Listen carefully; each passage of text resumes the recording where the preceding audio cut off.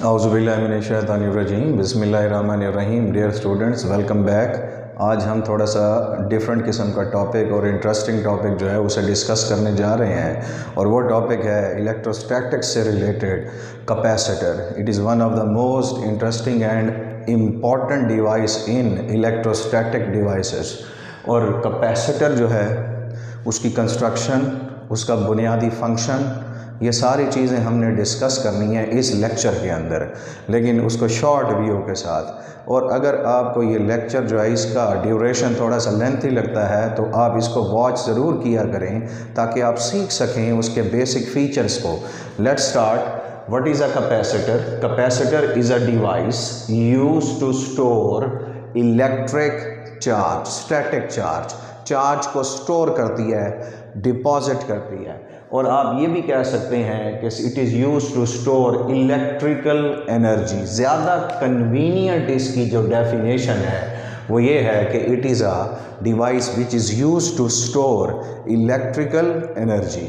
अब ज़रा इसकी कंस्ट्रक्शन की तरफ जाते हैं कि ये किस तरह से एनर्जी या चार्ज को अपने अंदर स्टोर करता है। सबसे पहले capacitor consist of two metallic plates, two metallic और कंडक्टिंग प्लेट्स जिनका एरिया सेम होता है। टाइप ऑफ द मेटल पर ये जो प्लेट्स हैं वो डिपेंड नहीं करती, सिर्फ मेटल होनी चाहिए। कौन सी मेटल है, बस मेटल हो। और उसके बाद इन दोनों को आपस में जोड़ना नहीं है, इनके दरमियान स्पेस रखना है। They are about to touch but not in contact with each other. इनके दरमियान एक स्पेसिफिक डिस्टेंस होता है और उस डिस्टेंस को मैं रिप्रेजेंट करता हूँ डी से। और इनके दरमियान जो स्पेस होती है इसको या तो आप वैक्यूम के तौर पे यूज़ करें या इसके अंदर कोई और मीडियम आप रख सकते हैं जैसा कि डाइइलेक्ट्रिक होता है। और उसके बाद इसकी दोनों प्लेट्स को आप कनेक्ट कर दें बैटरी के साथ, और ये बैटरी का एक टर्मिनल जो कि पॉजिटिव है और दूसरा टर्मिनल जो कि नेगेटिव है वो दोनों प्लेट्स के साथ अटैच हो गया। अब होगा क्या कि इलेक्ट्रॉन्स फ्लो होना शुरू हो जाएंगे। बैटरी का पॉजिटिव टर्मिनल डिपॉजिट करेगा उस प्लेट पर पॉजिटिव चार्ज जिसके साथ ये कनेक्टेड है, और नेगेटिव टर्मिनल डिपॉजिट करेगा नेगेटिव चार्ज उस प्लेट पर जिसके साथ ये खुद कनेक्टेड है। एज ए रिजल्ट इस पॉजिटिवली चार्ज प्लेट पर टोटल पॉजिटिव चार्ज आ जाएगा और इसके ऊपर उतना ही नेगेटिव चार्ज आ जाएगा। अगर मैं ये कहूँ कि कैपेसिटर को मुकम्मल तौर पर चार्ज होने के लिए 10 कूलम चाहिए, तो इसका मतलब ये नहीं है कि 5 कूलम इधर होगा और 5 कूलम इधर होगा, बल्कि जितना एक प्लेट पर चार्ज है उतना ही दूसरी प्लेट पर होगा। तो both charges are equal but opposite. तो हम ये कह सकते हैं कैपेसिटर पर नेट चार्ज 0 है और कैपेसिटर इलेक्ट्रिकली न्यूट्रल है। और उसके बाद जब कैपेसिटर फुली चार्ज हो जाएगा, ये पहले ही मैं आपको बता चुका हूँ कि ये एक दोनों प्लेट्स एक दूसरे से सर्टेन डिस्टेंस पर होंगी और spacing between them act as a barrier. Barrier का काम होता है रोकना, तो charge can not flow between the plates of a capacitor, so charge from the battery deposited on the plates of a capacitor.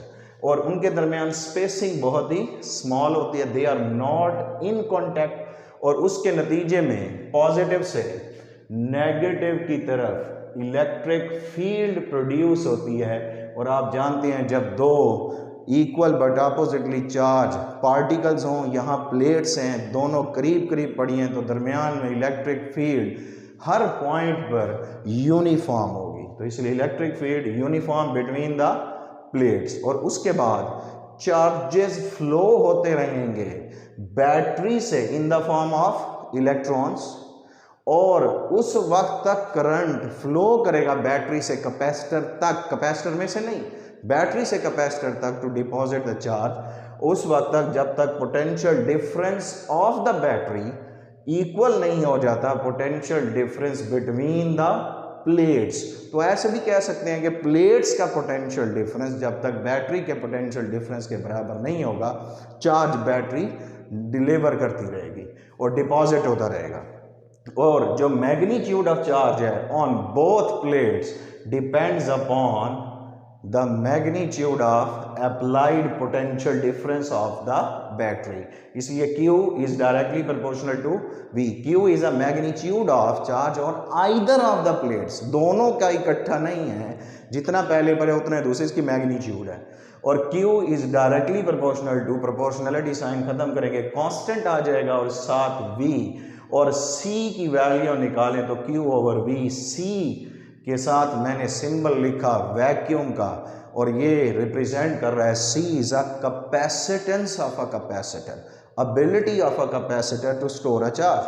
It is a ratio of charge over potential difference, so it is independent of charge end voltage. और अगर अब मैं यहाँ पर ये graph के ऊपर इनको शो करूँ रिलेशनशिप को कि चार्ज और पोटेंशियल डिफरेंस कैपेसिटेंस पे किस तरह डिपेंड करते हैं, तो सबसे पहले चार्ज और पोटेंशियल, तो इनके दरमियान ग्राफ हमेशा स्ट्रेट लाइन आएगा।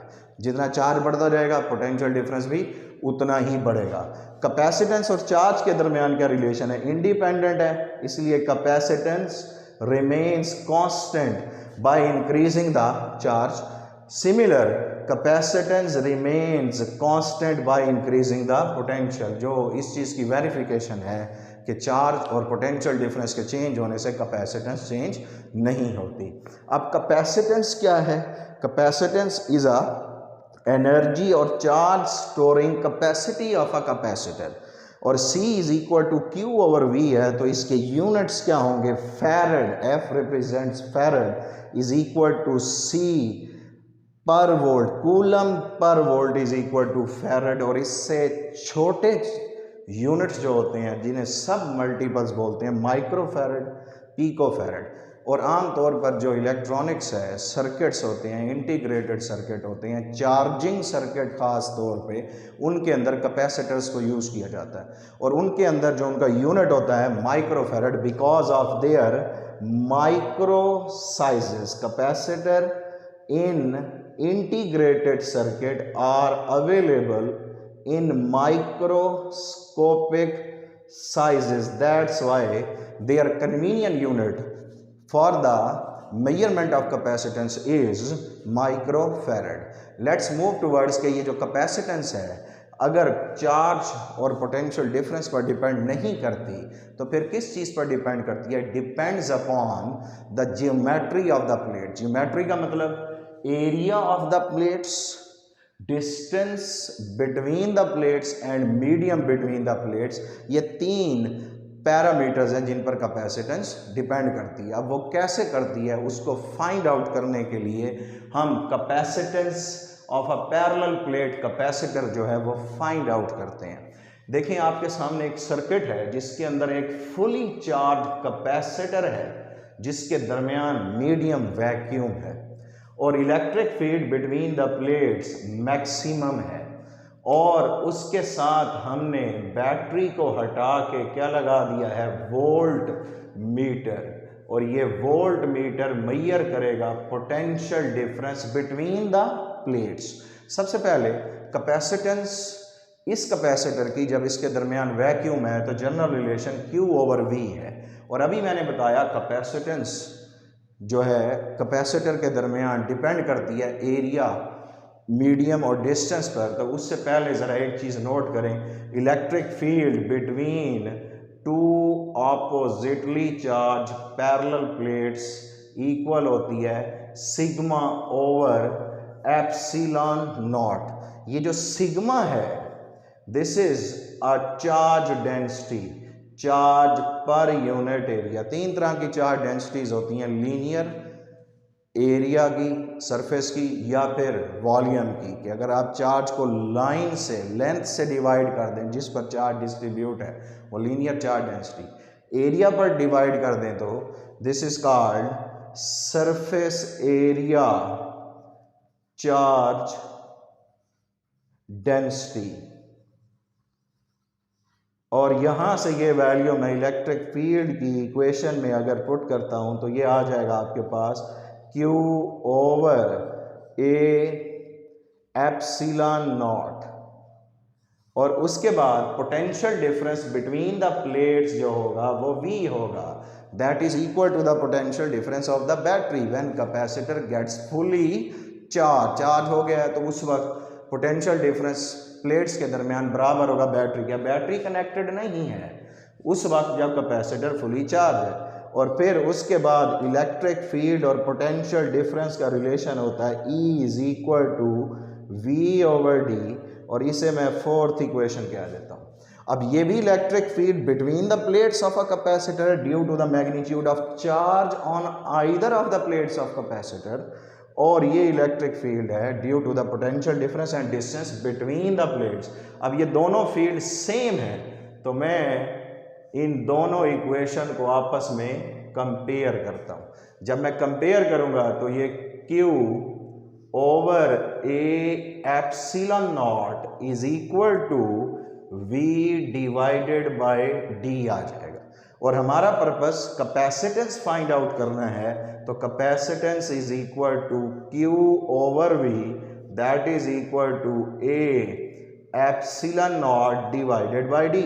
और ये value according to first equation के में, तो फिर capacitance of parallel plate capacitor when there is a vacuum as a medium between it is equal to A epsilon naught divided by D। और इस equation से हमें ये पता चला कि capacitance of capacitor is directly proportional to the area. Enhancing the area of the plates causes to deposit more and more charge। और उसके बाद capacitance is inversely proportional to the distance between the plates, और उसके अलावा capacitance is directly proportional to the medium। it means capacitance का ताल्लुक ज़्यादातर यहाँ पर प्लेट्स के दरमियान मीडियम के साथ भी है। now what will happen if we replace the vacuum by dielectric? And we know that dielectric is an insulating medium, some kind of insulator. It is not a pure insulator, but it is a kind of insulator in which neutral molecules are present having equal but opposite charges। और जब इसके अंदर हम रखेंगे तो फर्ज करेंगे एक मॉलिक्यूल है डाइलेक्ट्रिक का, और इस डाइलेक्ट्रिक के मॉलिक्यूल को जैसे ही between the plates of capacitor रखेंगे जहां स्ट्रॉन्ग फील्ड है, तो उसके मॉलिक्यूल्स एक दूसरे से चार्जेस सेपरेट हो जाएंगे।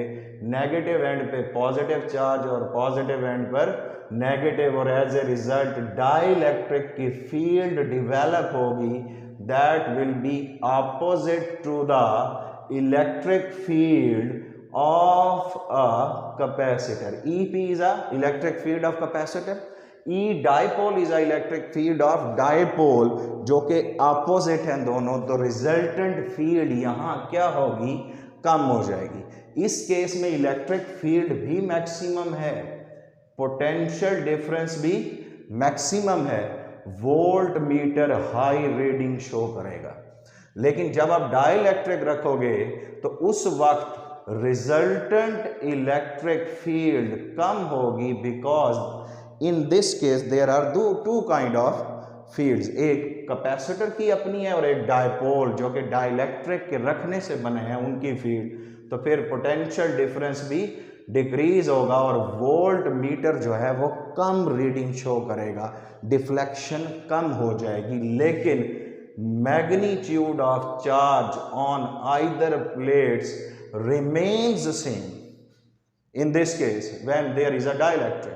और इस तरह करने के बाद कैपेसिटेंस जो है अब क्या लाएगी, capacitance due to medium. According to this relation capacitance is equal to area into medium represents जो क्या है, एप्सिलॉन मीडियम ओवर डी।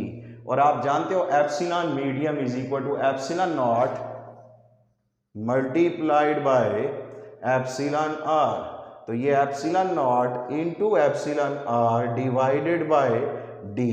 अब इस इक्वेशन के अंदर एक चीज नोट कीजिएगा कि ये जो a epsilon naught over d है, this is a capacitance of capacitor when there is a vacuum as a medium between its plates।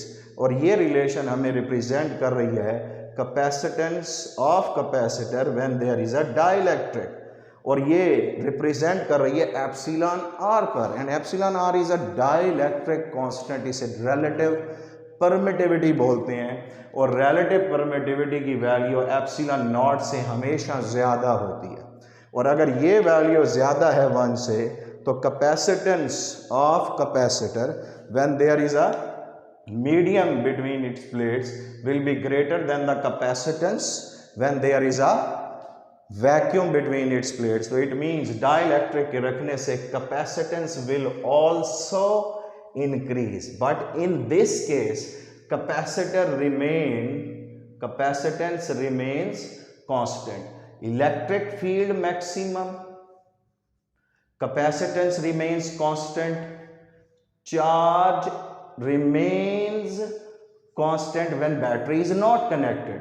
Only charge is increased when battery is connected. So after this equation, when we divide capacitance of capacitor due to medium over capacitance of capacitor when there is a vacuum, तो आपके पास एक relation आएगी epsilon r is equal to c medium over c vacuum, और epsilon medium greater than epsilon r है, that's why epsilon r is greater than epsilon naught. इसे बोलते हैं dielectric constant, and dielectric constant is a ratio of capacitance between the plates of capacitor when there is a dielectric medium over capacitance when there is a vacuum as a medium between its plates. और ये याद रखें कि dielectric constant is a unitless because it is a ratio of two similar quantities. Just like that, इस equation से भी देख लें, epsilon r is equal to epsilon medium over epsilon naught. So it is also a unitless and dimensionless quantity. So this is enough for today's topic. I think you can gain more and more about capacitor. So thank you very much.